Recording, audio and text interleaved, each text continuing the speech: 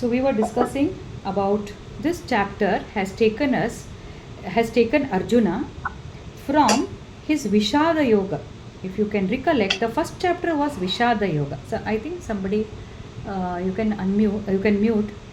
So it is taking this chapter is taking Arjuna from Vishada. Vishada means sorrow, depression. He was in depression because he could not handle that situation. So Krishna is trying to bring him out of that, and he starts with, why are you cribbing? Why are you upset? Why are you so morose? And why have you given up? Actually, Arjuna at the end of first chapter he says, I cannot fight, and he just drops his bow and arrow. So quitting, when the situation of quitting comes, rather than facing it, at that time Krishna has started taking him in a very I should say analytical way, logical way, because Arjuna is an intelligent guy. He is not a person who can just say yes to everything. He is a person who is very rational, who wants to question, and yet he is very close to Krishna, and he surrenders before him. He surrenders before Krishna, and he in fact says, I have become your student, guide me in the right way. So from there Krishna starts explaining, and in this chapter initially he says, it goes on to say about what is the true nature of a human being. So that if we can concentrate, that is the key to overcome all the stresses and anxieties of life, because we suffer from anxiety, depression, worry, because we don't know the real nature of human. Actually, Krishna has made every human being so much capable, because he himself sits inside. He says, in every human being I sit there as Jivatma, but we are unable to reach. This is what is a saying. You are the manifestation of Atma. You are the Atma. Your real identity is that Atma, which is nothing but a small expression of the Paramatma himself. But because of our own, and along with that there is a free will, mind, ego, with that free will or our own thinking, we think the world is the permanent one. We identify wrongly with our own people, with our emotions. So that wrong identification leads to all these miseries. This is what Krishna conveys when he talks about the real nature of a human being. So he says, you are also manifestation of Atma. Duryodhana is also manifestation. The Dronacharya is also manifestation of Atma. All of us are same, but we have taken different, you have taken different forms because of your own tendencies. That is how I have designed this world. So therefore don't be afraid. You are fighting a war, and neither they will be killed nor you are going to kill them. And for every person who is born, he has to die to take birth in another form in the next life. But in this life, mistakes have been committed from these people. They deserve to die. Now you come out of this moha, delusion, that they are your relatives, they are related to you. No, nobody is related to anybody. It is that just the journey because of which we are together. When you come out of this moha, then you don't feel guilty of killing them. But killing them is a necessity because they have crossed the boundaries of dharma. So he has tried to balance both. Being in this world, you have to kill them because they have committed a mistake. But at the same time, don't feel guilty that you have killed somebody, because you cannot kill anybody. Because this human Atma, na hanyate hanyamane sharire, nobody can kill it. And then nainam chindanti shastrani, nainam dahati pavakaha.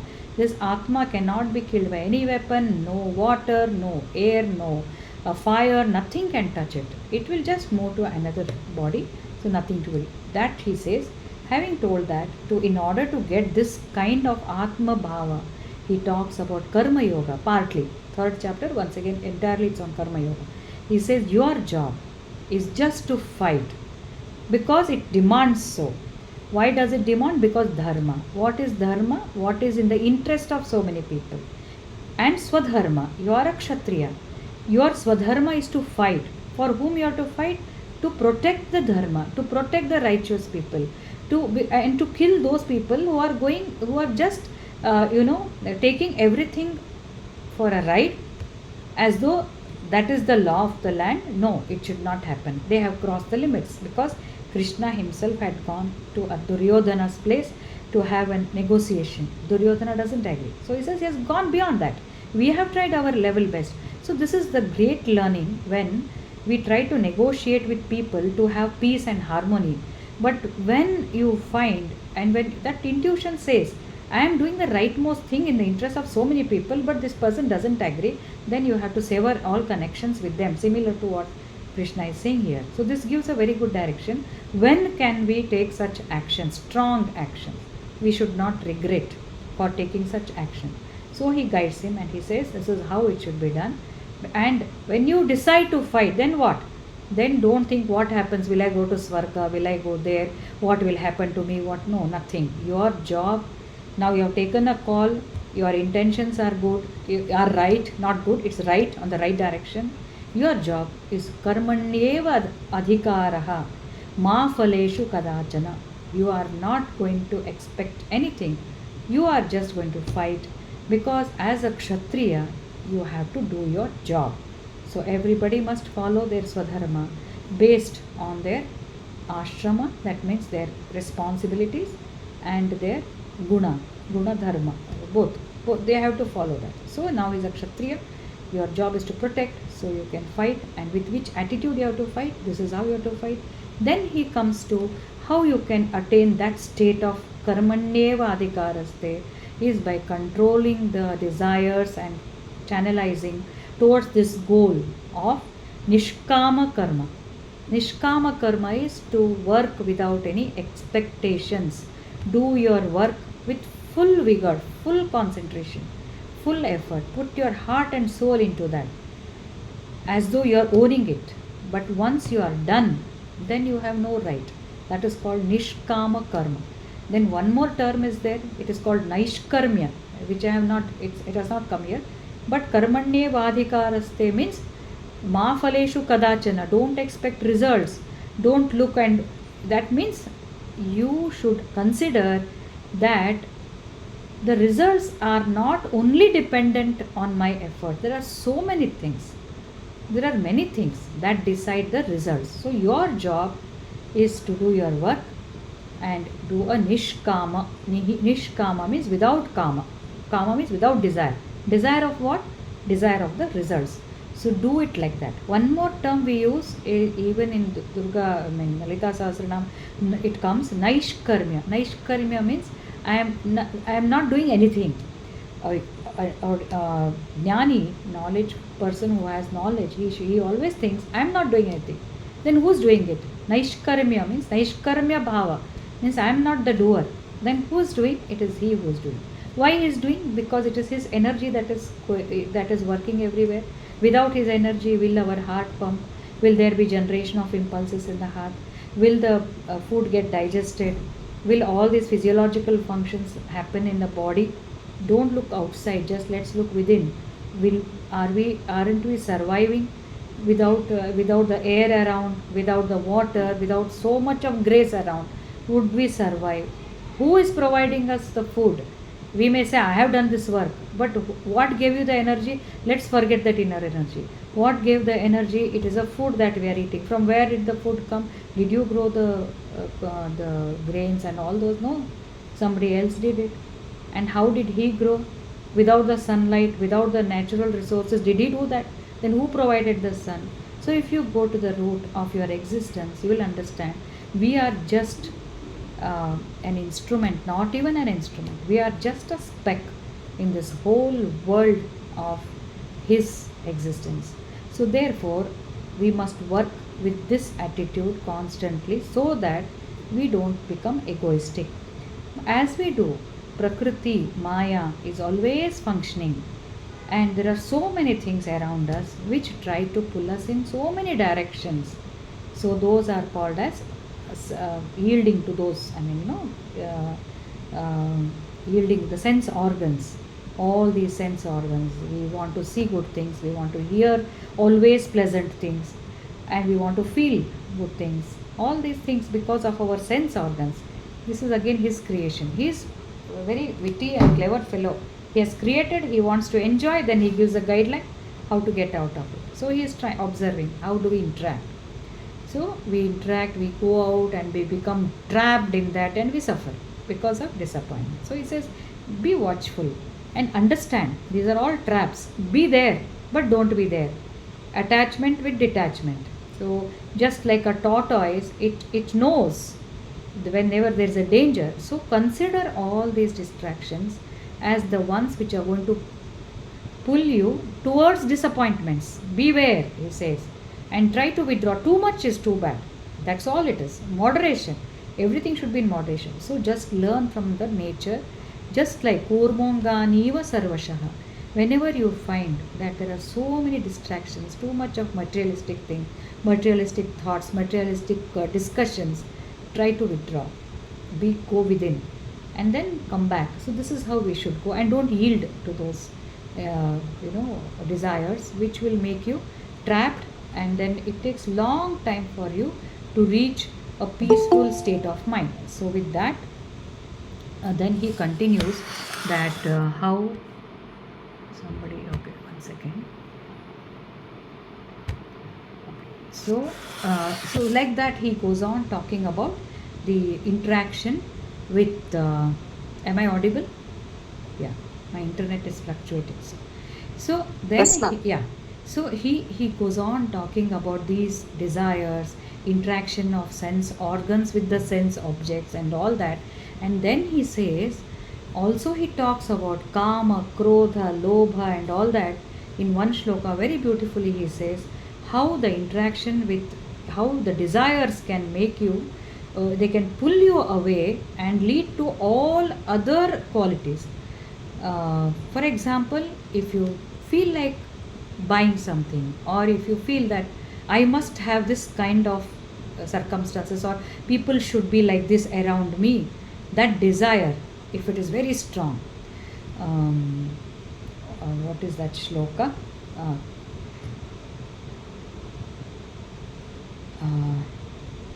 संगस्तेषु उपजायते संगात् संजायते कामः ध्यायतो विषयान् पुंसः संगस्तेषु उपजायते संगात् संजायते कामः कामात् क्रोधोऽभिजायते क्रोधात् भवति सम्मोहः सम्मोहात् स्मृतिविभ्रमः स्मृतिभ्रंशात् बुद्धिनाशो बुद्धिनाशात् प्रणश्यति. Beautiful statement, how we can land in disaster just by one small desire. If we start thinking about that, dhyayato vishayan, vishaya is sense objects, the objects which which are assumed to bring so much of comforts to us or pleasure. It could be a person, it could be a place, or it could be a thing.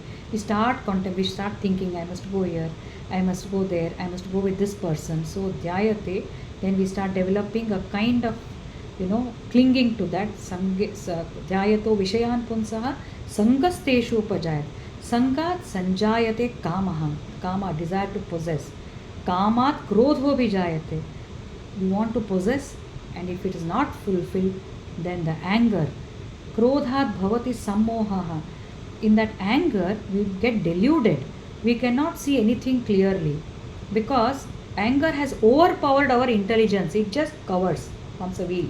That forms sammoha, moha, delusion, no clarity.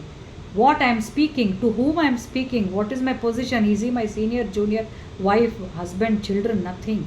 I crossed the limits because my desire was not fulfilled. Krodhat bhavati sammoha, sammoha smriti vibramaha. Whatever I have been conditioned for good behavior is lost. Smriti bramshat buddhi nasho, intellect is gone. Buddhi nashat pranashati. Once that intellect is gone, you have lost the ability to discriminate, and then you regret, nothing is going to happen. What was the cause? That was kama. So Krishna throughout he says, be guarded on this indriya nigraha. Even when Nachiketa goes to Yama, in the Puranas it comes, Upanishads. So first thing he says is indriya nigraha.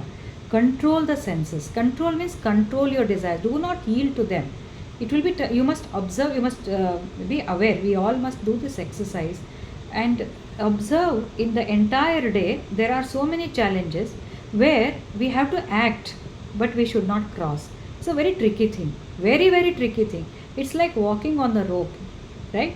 It's like walking, you have to act, but something which drags you, which is taking you away from the truth, and it's making you more selfish, more egoistic, immediately we have to come back. That is called indriya nigraha, because somebody's words may trap you. Somebody may start showing you, they may start inducing you towards something which may not be good for you. So we have to try to experiment this. So with that he says ragadvesha viyukta istu. Then he says, so all this can be controlled when you give up likes and dislikes. He says likes and dislikes, you should have this samana. I like this, I just can't stand this. These are not the statements.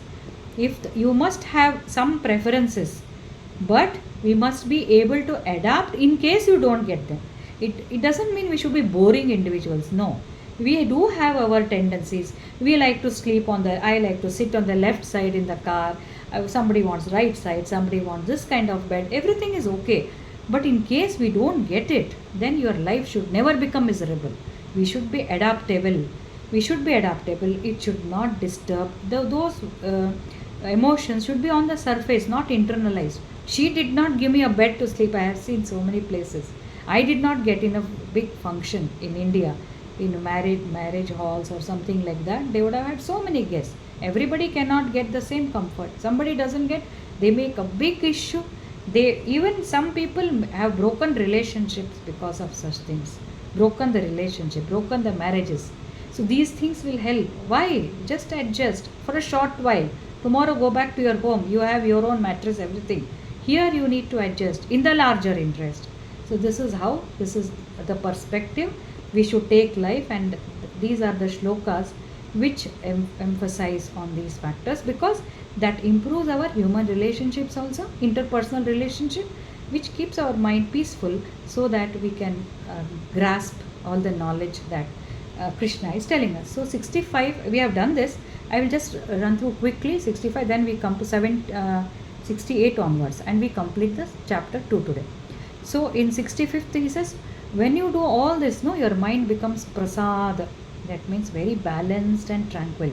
And what is the advantage of this prasad manas, tranquil mind? Prasade, 65th shloka, prasade sarva dukkhanam hanirasyopajayate prasanna chetaso hi ashu buddhihi paryavatishthate. So what he says is, if the mind is so tranquil, then the dukkha, hanihi, sarva dukkhanam, there is no sorrow, because we have learnt not to get disturbed because of one cot or mattress or food or whatever. So I am peaceful. So my dukkha comes down. If I start fighting, my dukkha increases. And prasanna, when my mind becomes like this, prasanna chitta, pleasant mind, happy mind, buddhi paryavatishtate, the intellect. I told buddhi here we are referring to intellect. Intellect is not intelligence. In the language of spirituality or Bhagavad Gita, buddhi is the judgmental faculty in the brain. It goes beyond intelligence. Intellect will decide what is good, what is bad, based on my previous experiences. Each one of us have our intellect fixed at different levels. It is based on our maturity. So when you practice all this, your intellect becomes higher, matured. Paryavatishthate, it gets fixed. So in the higher, in God, you can say higher or God, whatever. So by divine grace, you get extreme peace, you become prasanna chitta, the dukkha comes down, and the intellect gets fixed at higher. What happens if the intellect gets fixed at a higher plane? Then we are able to, as I told you, we are able to handle the situations more maturely, particularly when, that is what is required. There should be somebody in a system who is more matured, who can take a right decision in the larger interest and maintain the stability at home or in your department or in the country or in the world. So these things are required, where selflessness is the basic funda for any of our decisions. That comes when we give up likes and dislikes. We develop the habit of giving up our preferences. Then he says, Nasti buddhira yuktasya nacha yuktasya bhavana nacha bhavayatah shantihi ashantasya kutah sukham. So he says, If the buddhi, nasti buddhi yuktasya, if the buddhi is not fixed, yukta means in yoga. So if the buddhi is not fixed at a higher realm, then he cannot contemplate, he cannot meditate, he is not at peace even when he wants to contemplate. And when there is no such peace of mind, even during meditation, where is a question of shanti, peace, and where is a question of happiness? So, such a person is neither happy nor peaceful, nothing. Therefore, he says, then what is the inference? You must, the basic thing to have a tranquil mind, to have the intellect fixed at higher level, to be more mature, which in turn leads to sukha and shanti, is control raga dvesha, the dualities, likes and dislikes. Do not be carried away by such preferences. Try to adapt and in the larger interest, try to be less, not less, you should be not be selfish. Indriyanam hi charatam यन्मनो यन्मनोनु विधीयते तदस्य हरति प्रज्ञा वायुर्नाव मिवाम्भसि. So he compares, he says, after saying this, he says, why this likes and dislikes? Because our sense organs, they are dragging us. Likes and dislikes are nothing but we want to be in that because I want to sleep well. My body is expecting that. It needs rest, or I want that comfort.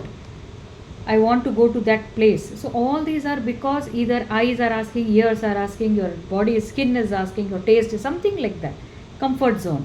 So this pull is so strong. Krishna says, if we yield to them, no, then they have the power to to drag them to such a far distance, or to drag them so much away from the divinity. It is almost as good as the storm, the great storm with its wind, how it can just carry the boat along with its direction. Imagine there's a smooth sailing boat in a river, and comes, or a ship in an ocean, and there comes a big storm, very big one, and then it just takes the ship or the boat, and we will not know what happened to the people inside. It becomes so disastrous. The pull of the indriyas is as good as that, he says. You just imagine, without our knowledge, day in and day out, we are yielding to our mind's desires. More you give up, more it has a momentum. More you give up, more it takes that way. And taking that in that direction is very easy. Falling is very good because of gravity. Getting up is difficult. It's very difficult. They say you have to put more efforts to come up once you have fallen down. Falling down is easy because of these indriyas have got so much of power that they will just pull you, just like the wind can, wind only. Wind, the strong blowing wind can take a small tiny boat, it can just vanish like that, isn't it? So we are also tiny. Indriyas are very powerful. We think we are powerful with the body. Arjuna was so powerful. What happened? Moha. That moha is because of indriyas. He doesn't want to face any kind of, he thinks that is going to be miserable. Miserable means people will talk bad about him. So if I kill my guru, what will happen? Means he wants to hear good things about him. That means he is yielding to his indriyas. His moha has blocked because of his pull of his indriyas only. So indriyas have got so much of power. Don't yield to them. Beware. This is what Krishna is saying. Now, this indriyas, very,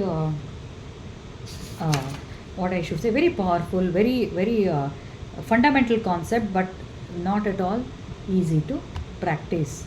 Now we come to the 68th shloka. Then he says, Tasmadyasya mahabaho nigruhitani sarvashaha indriyani indriyarthebhyaha tasya prajna pratisthita. Because he had asked, no, who is Sthita Prajna? One question Arjuna had asked, if you remember, 21st, 22nd, I don't recollect, in the initial sloka. Sthita Prajnasya ka bhasha, samadhistasya keshavaha, sthita dhihi kim prabhasheta, kimasita vrajeta kim. Who is that person whose prajna or his intellect is fixed in the divine consciousness? How does he behave? How does he interact? What is the definition of such a sthita prajna? Sthita means it is fixed at that level. So here he says again, he comes back, he defines all this. These are the people, this is how they behave. And then he said, therefore, one who has restrained the senses from their objects, indriyani indriyarthebhyah. So Sanskrit it is, indriya means sense organs, indriyarthebhyah means object of the sense organ. If I want to, if for my eyes, which is one sense organ, what is the object? Maybe a movie, maybe a WhatsApp message, isn't it? So one who restrains his senses from their objects, I switch off the mobile and keep quiet for some hours in a day without checking them, without going on to Netflix.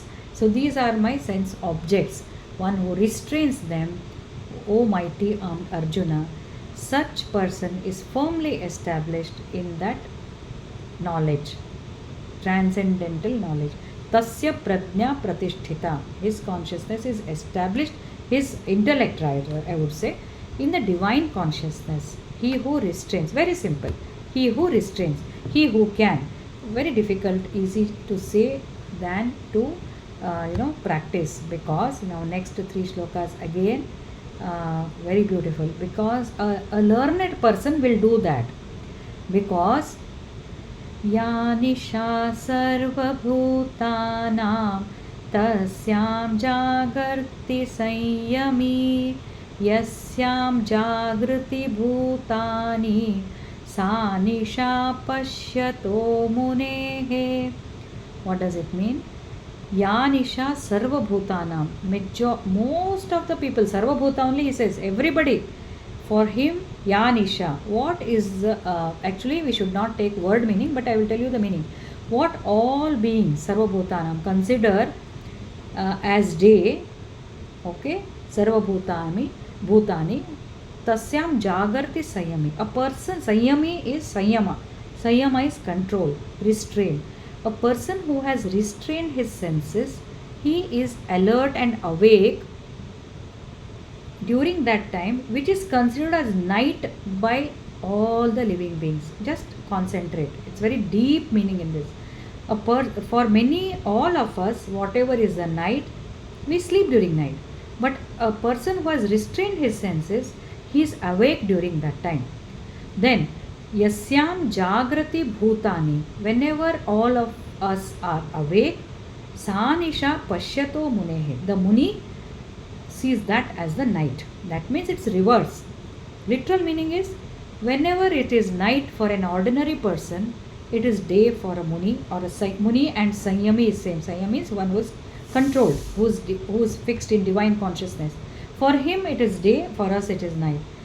Whatever is day for us, for him it is night. It is reverse circadian rhythm. What does it mean?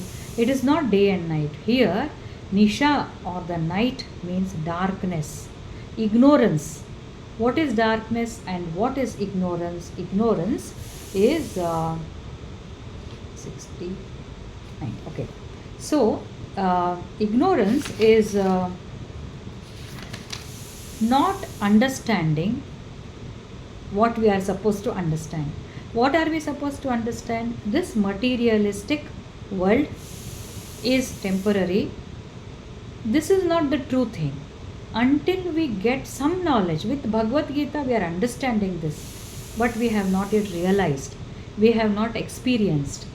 Once we experience, we will come to know this materialistic world is ignorance, or it is not true, and I should not, it's like darkness for me. Darkness means it spells disaster, it is danger, so I should not get involved. I should just withdraw.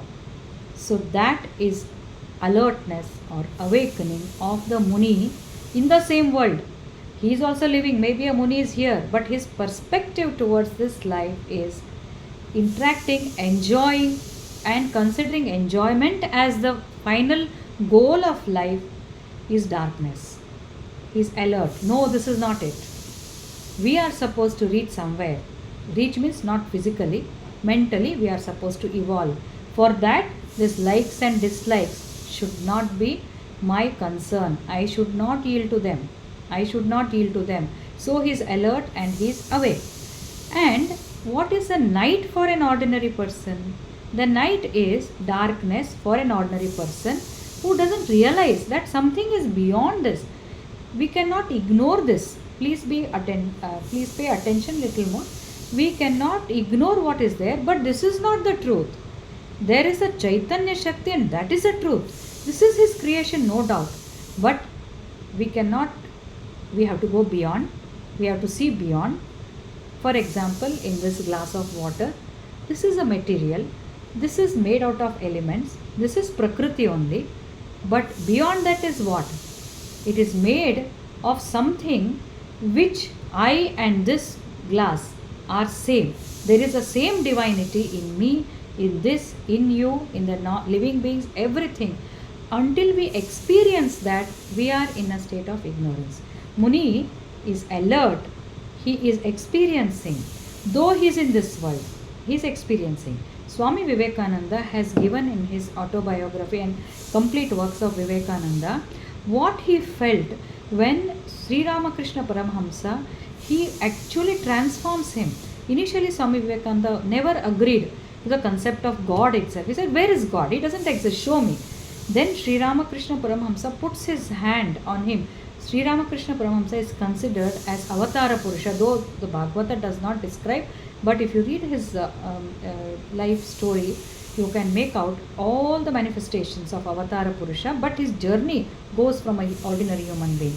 But he is a realized soul. When he puts his hand on Swami Vivekananda's shoulders, he says for several days he used to move around as though he is in a state of dream. He was in a different state, and everything was dream. I could see a car, I could see people moving, but I was in a different world.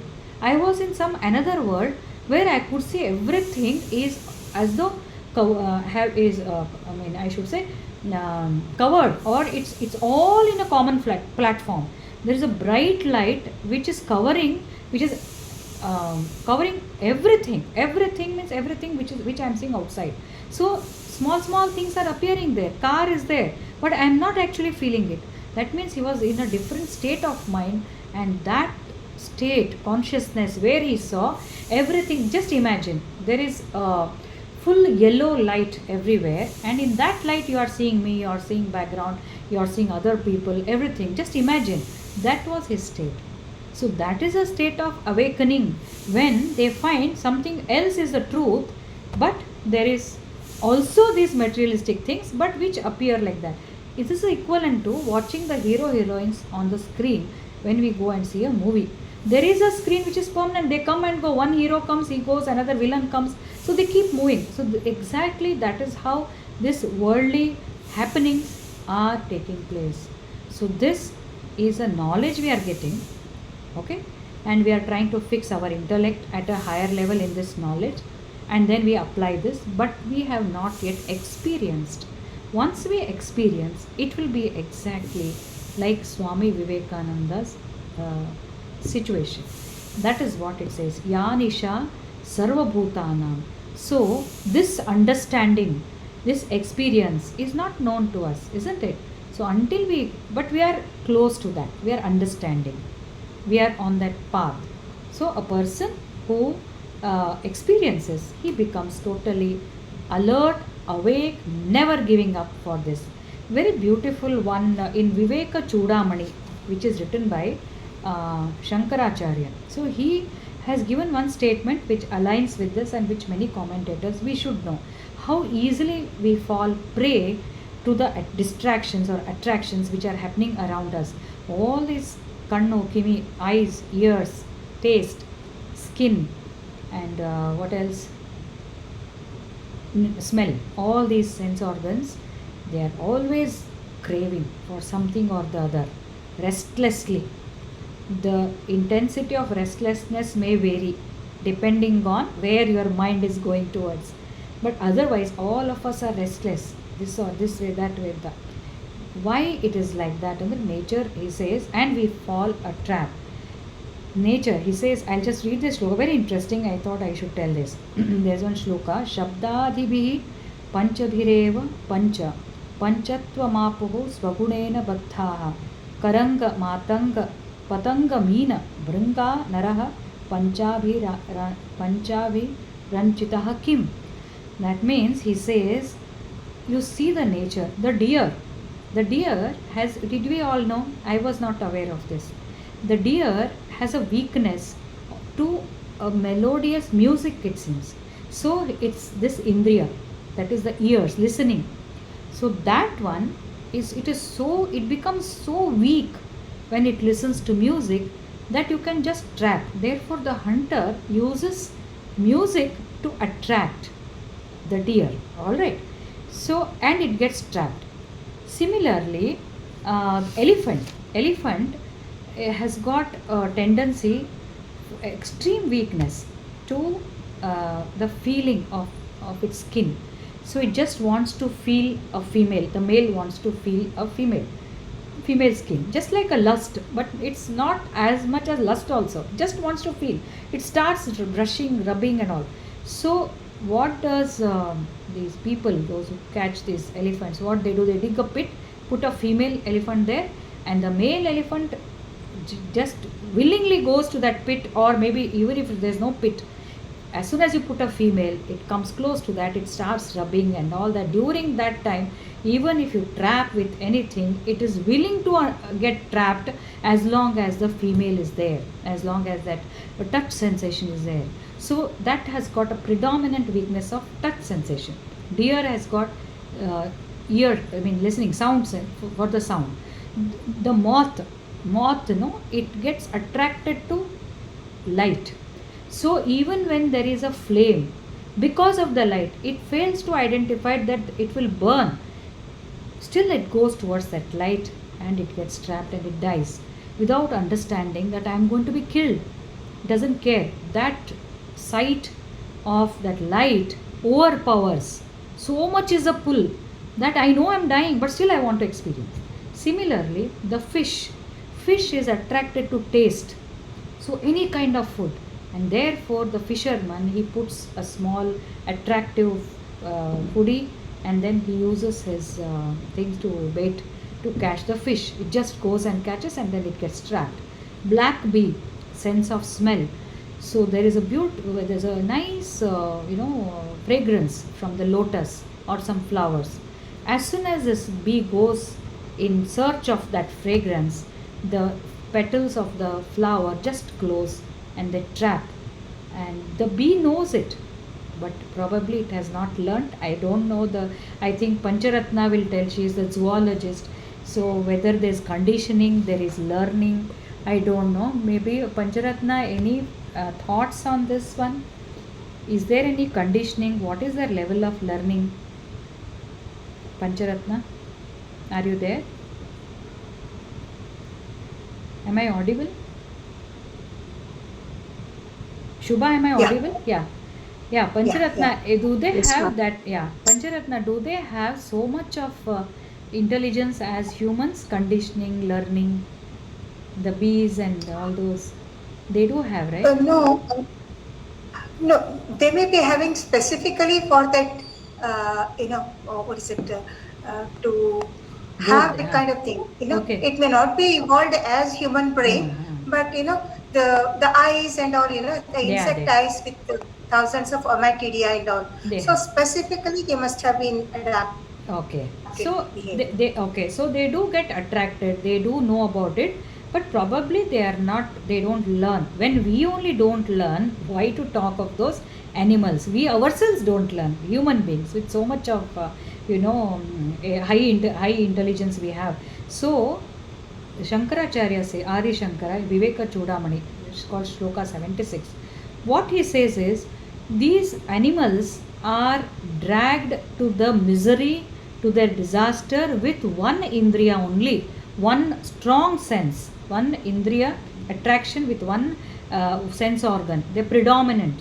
With that they go into disaster. What to speak about a human being who have got 5 indriyas? We are drawn towards sense of taste, sense of smell, sense of hearing, and sense of feeling, skin, everywhere we are dragged. Therefore it says that Vayurnava Vimambasi, It just carries. And in another shloka he has told, haranti prasabham manaha. Indriyas, they take you like, prasabham manaha, mind is pulled. So Lord Chaitanya, then what is the solution for this? Do we have so much of power that we can control them? Yes, we can, if we are aware, always conscious, but it is not easy. So Lord Chaitanya Mahaprabhu, the easiest way, they say, Harer Nama, Harer Nama, Harer Nama Kevalam, Kalau Nastyeva, Nastyeva, Nastyeva, Gati, Gatihi Anyatha. In Kali Yuga, Lord Chaitanya Mahaprabhu says, to get over this one, Harer Nama, chant Hari, Hari, Hari, Hare Rama, Rama Rama, Hare Hare, Hare Krishna, Krishna Krishna, Hare Hare. So such a chanting alone saves in Kali Yuga, Nasti eva, Nasti eva, Nasti eva, Gatihi Anyatha. There is no other path, there is no other destination, nothing else can save other than chanting. So you just chant, and so that mind becomes tuned to be fixed in that consciousness. Automatically your sense organs are controlled. You have to put your efforts, but Hari chanting, chanting of God's name, connecting with Him will go in a big way. So this is the explanation given by the Lord Shankaracharya. Very beautiful. We must take up that in the next one, the last 2-3 shlokas. Apuryamaणम् अचलप्रतिष्ठा समुद्रमापः प्रविशन्ति यद्वत् तद्वत् कामायं प्रविशन्ति सर्वे स शान्तिमाप्नोति न कामकामी. So here Krishna again gives an illustration of an ocean. Just as the ocean is silent, all the rivers go and join the ocean, isn't it? But the rivers are going with full force, we're making lot of noise and ups and downs with falls, that, this, and as they reach also they make lot of noise, but in spite of receiving them, the ocean remains undisturbed. Apuryamanam achala pratishtam. It does not get disturbed, though it is receiving from continuous incessant flow of waters from various rivers which are merging into it, still it remains very, very calm. Similarly, the person who sees those desires remains undisturbed, unmoved, not yielding, because he is so peaceful that he does not allow any of those desires to disturb his mind, or he doesn't get carried away, and such a person lives in peace, not the person who yields to such desires. So a person who does not give up to the sense organ, the indriyas distraction, or the desires, or the likes and dislikes, all the preferences. So such a person, even though you bring so many things around, is unperturbed. Just like in Puranas we hear, when they do lot of tapas, so Indra sends Kama to disturb Mohini, or who are the Apsaras, to disturb the penances which are undertaken by rishis. They do not get disturbed. Even if they get disturbed, Vishwamitra and all became very angry, because he was so disturbed. Why will you distract me? And that. So such a person does not get carried away by such desires. Everything is around him. He has all the comforts. I can give little, I can analogy as Ratan Tata. He had so many luxuries. What he did? He became selfless and he spent his entire life in charity. Let's not go into many other details, but one of his greatest quality was, in spite of being in a highest comfort zone, he could have got dragged in so many other things, celebrities and going, having a lavish bungalow and all that. No, he devoted his money and his time for all this charity business and for those startups which were involved in all social activities. That was his. So this is how a person who is very calm, and we could also see that on his face, very calm person with not many desire, not at all, I should say. So this is how a person of Sthita Prajnata behaves. Then we have 71st shloka. Vihaya kamanyah sarvan pumsanscharati nispraha Nirmamo nirahankaraha sashantimadhigacchati. So again he comes back to Indriya.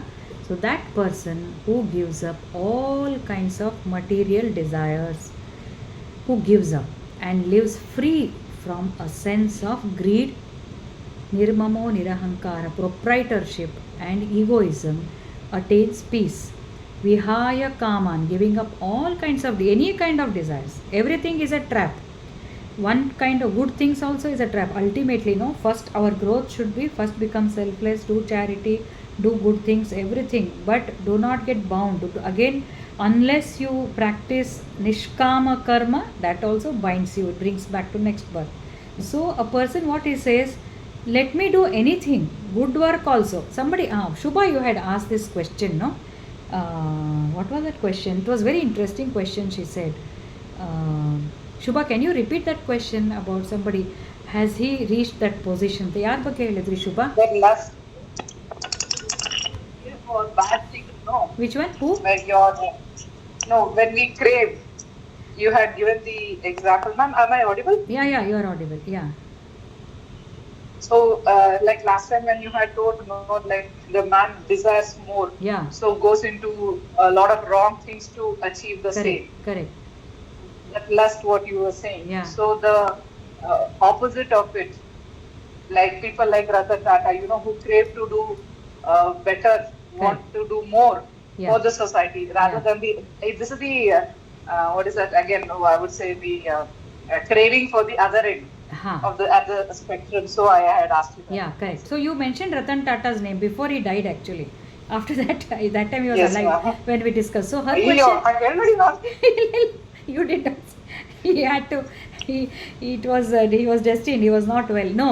What question Shubha had asked was, such people like Ratan Tata, can we take them as liberated? Indirectly, that was her question. Are they liberated souls?